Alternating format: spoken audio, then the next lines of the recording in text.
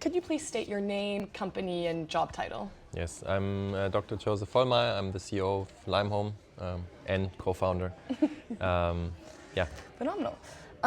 So in your opinion, what is the single biggest trend shaping the short-term rental market heading into 2026? I think on a European level, it's probably the regulation which has been imposed by the European government, which forces basically everyone to be fully transparent on the listing, on fire and safety, and also the units they operate. Okay. And therefore, basically, non-professional operators will have much or quite increasing costs to comply with the regulation. Okay, interesting. So that being said, what do you think is a challenge that operators are underestimating? I mean, I think many operators, at least the mom and pop ones, have been operating in the gray area, and now fulfilling to fire and safety standards requires investment into the building. You need systems to be able to report guest data. You have to be fully compliant to check-in requirements. So it's a lot of investments, both on the property and the operating side, Right. which makes it difficult for them. So if you could state one prediction for the next 12 months, what's your prediction for the market?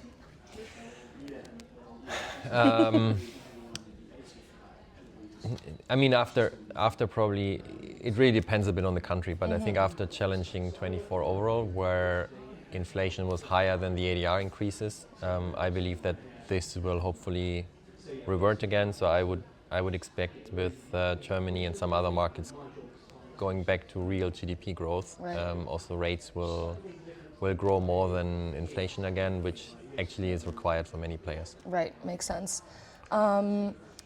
So finally, what innovation or strategy, or if any, are you excited about at the moment that you think will have an effect on the industry?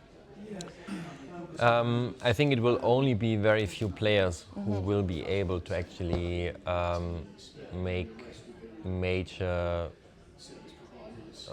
progress in the tech space, because you need to have the system infrastructure in place already. But if you have it, I think it will be mostly around automation in guest service. Right.